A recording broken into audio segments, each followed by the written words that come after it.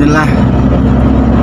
Bismillah wassalatu wassalamu ala Rasulillah wa ala alihi wa man wala amma ba'du. Saudaraku seiman yang saya cintai karena Allah, sebagian dari kita ya, kaum muslimin itu ada yang udah ngerti tentang apa itu Salafi Wahabi dan apa itu, dan ada juga yang belum tahu ya apa itu Salafi Wahabi. Saya sebagai orang awam juga ya, maksudnya alhamdulillah saya sekarang sudah mengenal manhaj salaf dan sudah mengerti apa yang orang-orang sebut dengan Wahabi ya. Pertama saya ingin bilang dulu ya, pertama dulu itu saya dari NU, terus terang keluarga saya juga dari NU, Nahdlatul Ulama itu. Maksudnya NU itu adalah amaliyah kita itu ya, mengikuti dari NU gitu loh, paham nggak? Nah, seiring berjalannya waktu saya berjumpa dengan salah satu teman, dan beliau ini Ustadz, tapi pada saat itu saya melihat tampilannya ini tidak meyakinkan kalau dia itu Ustadz. Karena biasanya kalau Ustadz itu kan pakai peci, pakai sarung gitu kan, atau ya sorban kalau dulu. Saya pikir ini apa benar Ustadz gitu? Kok Ustadz seperti ini tampilannya biasa gitu kan? Pakai celana panjang gitu, celananya cingkrang, pakai gamis gitu kan, kemudian berjenggot gitu. Tapi beliau tidak pernah mengatakan kepada saya pribadi ya pada saat itu, Mik, kamu nih berbuat seperti ini, amaliyah ini bid'ah, ini syirik, khurafat, sesat, masuk neraka. Itu nggak pernah. Jadi tidak pernah sekalipun beliau kepada saya ya pribadi itu mengatakan kamu bid'ah, amalan kamu syirik, kamu ini, kamu itu, enggak. Tapi masya Allah tabarakallah, beliau ini ya lebih cenderung apa ya istilahnya, dengan adab gitu, dengan adab akhlak beliau gitu ya, sehingga saya tertarik gitu. Ini kok beliau masya Allah ya, akhlaknya bagus banget, adabnya bagus banget. Beliau kalau punya rezeki saya suka diundang makan-makan di rumah beliau, kadang diajak jalan gitu kan, waktu kita masih bujangan ya, kita masih bujangan, dia juga masih bujangan gitu. Alhamdulillah seiring berjalannya waktu ternyata dia ini ilmu agamanya cukup dalam. Maksudnya cukup dalam ini, saya beberapa kali coba tanya tentang fikih ya, fikih maksudnya seperti bab wudu, bab sholat, ngaji, sepertinya itu ya yang umum-umum lah amaliyah kita sehari-hari gitu ya. Itu masya Allah dia bisa menjelaskan di dalam kitab ini, hadis ini, Quran surah ini gitu ya. Maksudnya ternyata apa yang saya pikirkan pada saat itu tuh salah gitu. Kalau bahasanya dia itu kan, saya pikir masa kok Ustadz tampilannya nggak gini kan. Saya pikir selama ini kita sebagai orang awam ya, Ustadz itu ya tampilannya ya pakai peci, sorban gitu kan, pakai gamis atau sarung gitu kan. Tapi beliau tampilannya sederhana biasa gitu kan, tidak melihat kayak wah ini alim nih, kiai apa Ustadz gitu kan. Sehingga dari situlah beliau alhamdulillah bisa menjawab pertanyaan-pertanyaan saya, terutama di masalah fikih. Karena saya pribadi kan belum ngerti ya pada saat itu tentang bab toharoh, bab tauhid, masalah ya keseharian kita lah, amaliyah kita seperti sholat ya dan lain-lain gitu. Kemudian alhamdulillah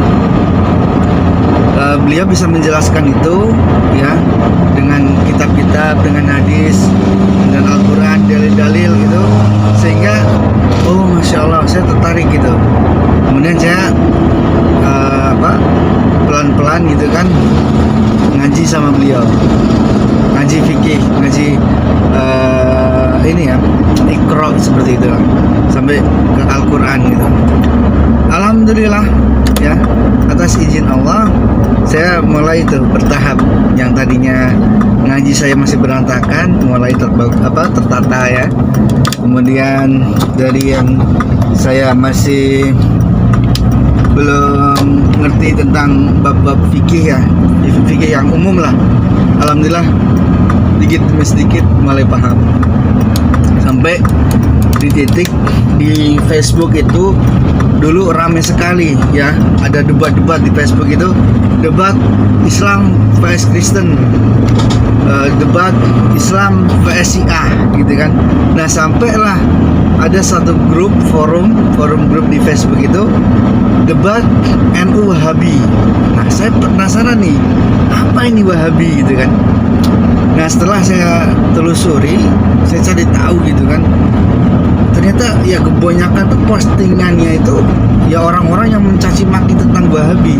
Wahabi ini suka mengkafirkan, Wahabi ini suka membid'ah-bid'ahkan, Wahabi ini suka ya pokoknya yang jelek-jelek lah gitu. Sampai saya pikir apa sih ini Wahabi itu kan.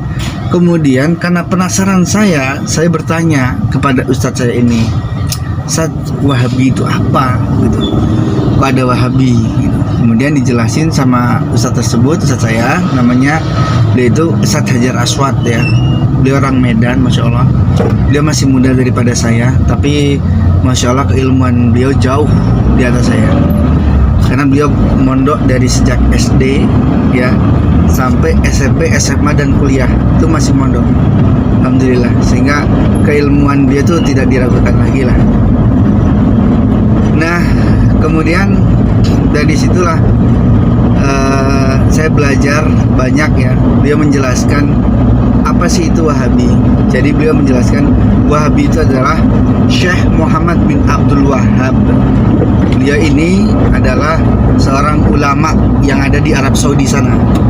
Nah dia itu ya mendakwahkan tentang tauhid ya, tentang tauhid nih. Kenapa kok mendakwahkan tentang tauhid nih, biar tahu juga.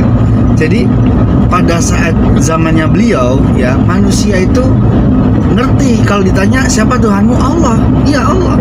Siapa yang menciptakan kamu, ya Allah gitu.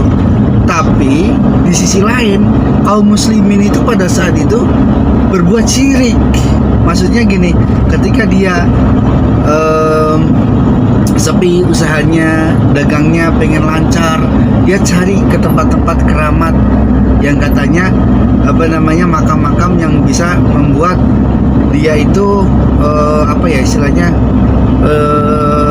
sukses, kaya lah gitu ya.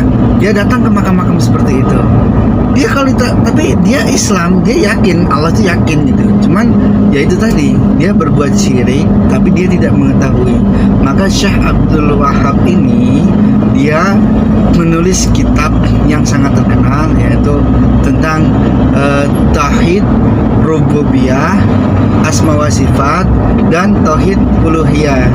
Maksudnya bukan trinitas ini, biar nggak salah paham ya.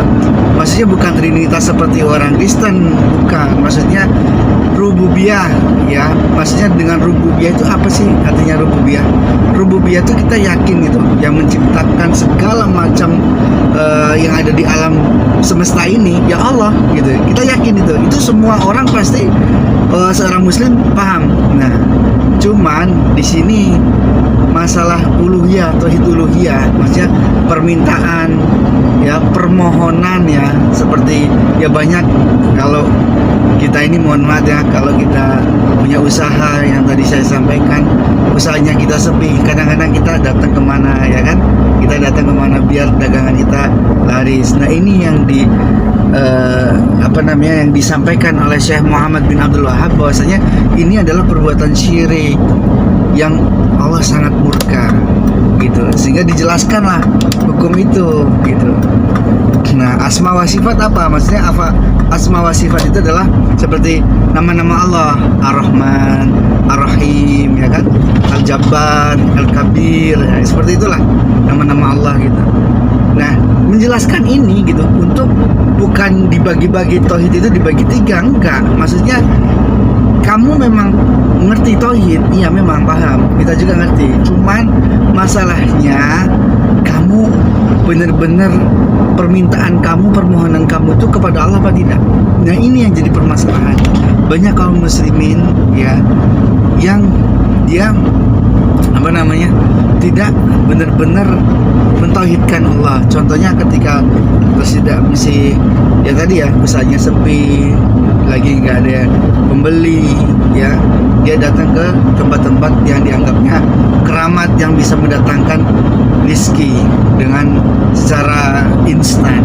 Nah, inilah yang didakwakan oleh Syekh Muhammad bin Abdul Wahab, bahasanya ya tauhid itu tidak cukup kalau kita percaya ya aku yakin Allah ada kok, aku yakin Allah yang menciptakan alam semesta ini gitu. Cukup? Enggak cukup. Tapi permintaan kita, permohonan kita, doanya kita ya, semua yang kita lakukan itu benar-benar hanya untuk Allah. Nah, sedikit ini mungkin gambaran buat orang-orang yang belum mengerti apa Wahabi gitu kan. Bisa nanti carilah video-video Ustadz, nanti saya masukkan ya penjelasan tentang Ustadz apa itu Wahabi. Kita simak video ini.